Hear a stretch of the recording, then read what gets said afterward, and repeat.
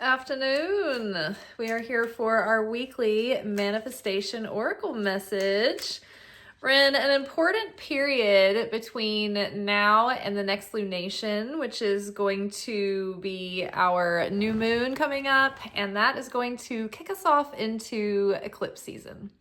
And so eclipses have very strong and intense energy and impact in our life. And what they seek to do is kind of like one of two things. Or you could think of it this way. If you're going to use the energy of an eclipse, you want to direct it in one of two ways, or it will direct itself. It has a mind of its own in one of two ways. So you want to be able to open the space for the energy of the eclipse to be focused in the way that you ideally would like for it to be to the best of your ability. And so the eclipse is either going to strip things away and suck things off of you like a vacuum that are no longer serving your highest good, that are holding you back, that are stale, that are stagnant, that are creating death. And the effects are going to play out over 6 months. So if that is the case, then you may have sudden changes that begin the process of stripping away, and that could impact you for the next 6 months. So you could proactively be handling those things now happily and voluntarily, so that by the time we get to the eclipse season portal, you are currently planting positive seeds that you want to be accelerated and to be put in a slingshot and take off over the next 6 months. So the other energy of an eclipse portal is acceleration and exponential growth. It's velocity, it's intensity. So you want to direct that intensity to propel you forward, not be focused on stripping away and reevaluating. And part of our approach to this Dragon's Duel has to do with our consciousness and our ability to observe when we are in a poo-poo, wah-wah, victim, complaining, negative, disempowering state of consciousness that's yielding disempowering vibrations that are going to yield negative results, right? Or staying in abusive patterns, or staying in situations that aren't yielding good fruit. And you're like, this is making my soul and my spirit feel drained and constricted and compacted, and it has negative feelings, lower vibrational feelings, disempowering feelings around it. It's putting me in a state where the adversary can dangle these carrots of desperation and fear and scarcity. Whereas, what is that telling me? Maybe I can do things in a different way and think of things and approach things differently that can set me up for greater stability, greater security, a greater success. These virtues that yield these things are coming from, the call's coming from the inside. So if we have the virtues of consistency, discipline, pragmatism, following our divine guidance, walking through life with faith and certainty that we have a humble attitude that we don't know everything, and we don't know how the Creator can move through the situation. We know what the logistics are. We know what the analytics are, right? We know that the situation may look one way, but we know that miracles are possible. Things can change in an instant these days. We see how that can happen. One day from another can bring drastic changes. So one thing that will lead us through the ups and downs and the roller coaster of life in a bubble of protection is just to maintain our consistency on the inside. We're connected with Source, right? When we're in that strong connection with the Creator, we are covered by the Creator's feathers, it says. So we are in like this bubble of protection, and we are in the flow of that cosmic grace and flow and abundance. But when we sever that connection with fear, doubt, complaining, judgment, evil eye, evil tongue, all of those things, it actually opens us up, and it turns off that force field of protection, and then we're vulnerable to all of the negative forces that are always lurking about. They're always waiting for a chance to get access, right? They're waiting for you to leave the door open. They're waiting for you to leave a window unlocked, right? And that window, that door, that's our aura that is like created by our consciousness, our spirit, our soul, our inner light that is being revealed through our determination to change our density and darkness into strength, courage, higher truth, authenticity, unconditional love, unconditional sharing, beauty, creativity, goodness, all of those attributes that bear affinity with the creator. So the dragon's duel, the fight, there's always like this little angel on one shoulder and a little devil on the other, and they're battling for our consciousness, because where the head goes, the body will go, right? We learned that from physical disciplines. I had this vision on my run earlier. And so too, where the consciousness goes, so will the inclination of the flesh. So will your tendency to perceive the material realm, So focus on what you want to grow and starve the dragon by neglect that you do not want to see grow, right? Strip away, prune.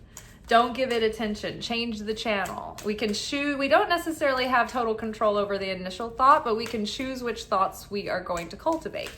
We can't control the fact that weeds are going to grow in our garden, but we can get out there and pull them out. And we know that if we don't, it's going to ruin our yield.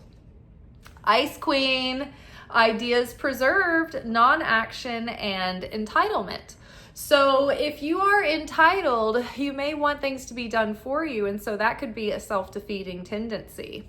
However, when we act with desperation and like neediness and scarcity and, oh my God, if this doesn't work, I don't know what I'm gonna do, then we're not gonna yield positive results, because we're putting that scarcity, we're putting that fear, we're putting that franticness in the seeds we're planting, right?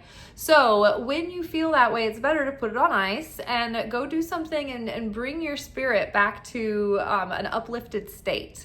Get yourself on what Esther Hicks, Abraham Hicks calls the high-flying disc. And then when you're feeling good and you're in a good consciousness and you're in a good headspace and you're in feeling good vibes, that's when you want to take action. When you feel whole and certain that the Creator's got your back.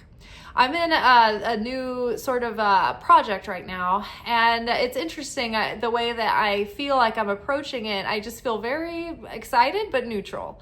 If it doesn't work out, then things have not worked out before, and I live to see another day. But I really want it to, and I'm excited about putting a lot of work in. And, there was my old house that I lived in, this old rental house is up for sale. And it makes me feel this nostalgia and this desire for that house, because I love that house. It's a historical cottage. And so part of me is like excited, because I'm like, ooh, what if, you never know, like a miracle happened and I got to like unexpectedly like buy this house. And I can let myself get excited about these things without being desperate or attached to the point of like them being able to make me feel stressed or frantic or needy or negative. Like, I have no feeling at all. If it sells, then it sells, because I have confidence that every time I'm ready for a place to live, or like if I'm looking for a rental, or if I'm, one day when I want to buy something, I have experience with the Creator, like this magically bringing me the message of exactly where to go look at the listing. And then it comes to me in my consciousness and I follow the step. I go look at the place. It's exactly what I need in every way. And then it always works out like seamlessly. So these things are possible, right? So it's about, are you feeling neurotically attached to something? Then let it go for a second, surrender and trust, and then go back to it when you feel whole. Take it or leave it, but what you'd rather, all right?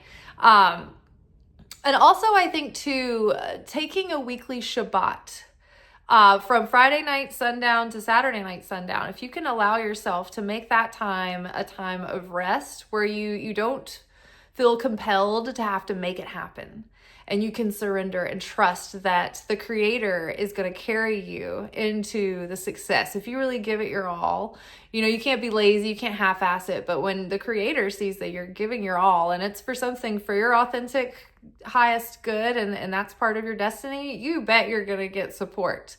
And things are going to all fall into place. I wanted to save cash for a set of Zohars, and I waited until I had enough money in my cash envelope to order them, because it was going to be like several $100s. They're hardback, 23 volume kind of thing, big chunky boys, shipping. And I did, and I told the creator, I was like, I'm excited to order this. I don't want to order it until I have the cash, and there's another thing that's coming up. It's an opportunity, so please provide quick cash for both. If you are behind this, I don't want to take cash from there. And I don't want to take for cash from there. And guess what? It came through. It came through.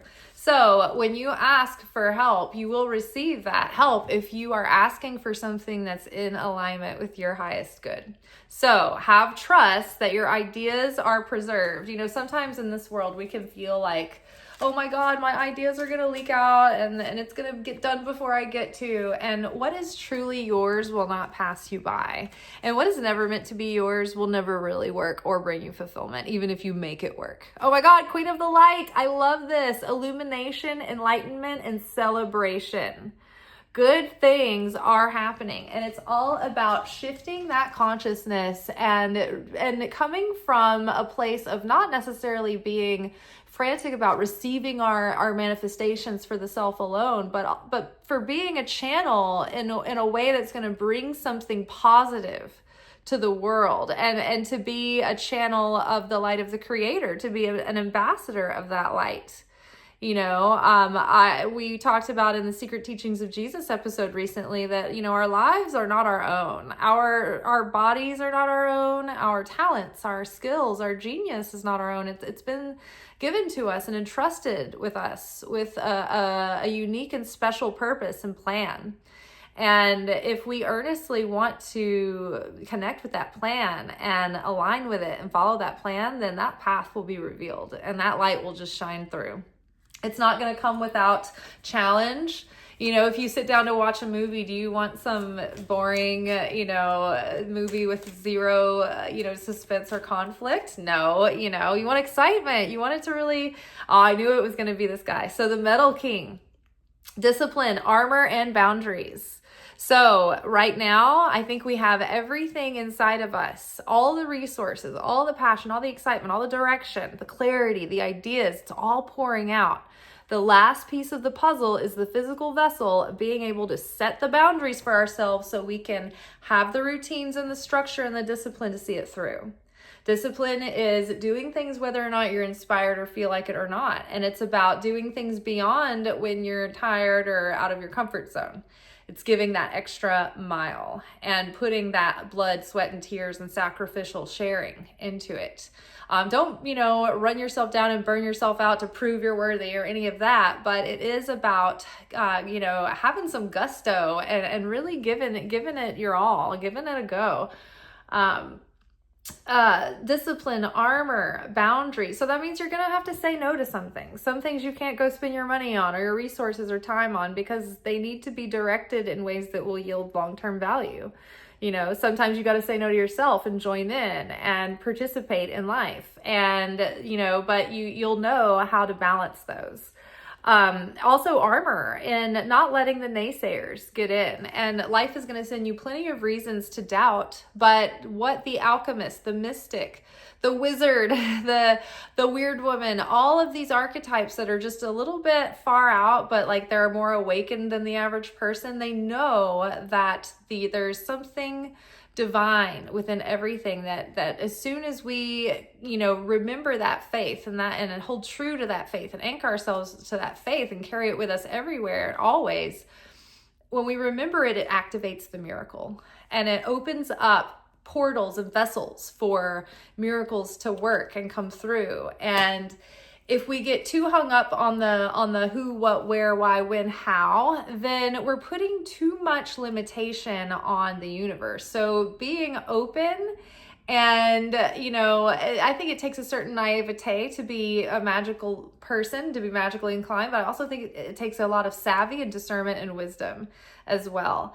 And robustness. So I'm excited. I think that this is really positive. I think that armor up, be strong, be focused. Don't let anybody, put a wet towel on your good time. Don't let them rain on your parade. And that's why a lot of times it's better to just stay silent and not say anything until it's already got legs. It's already going. It's already, established itself.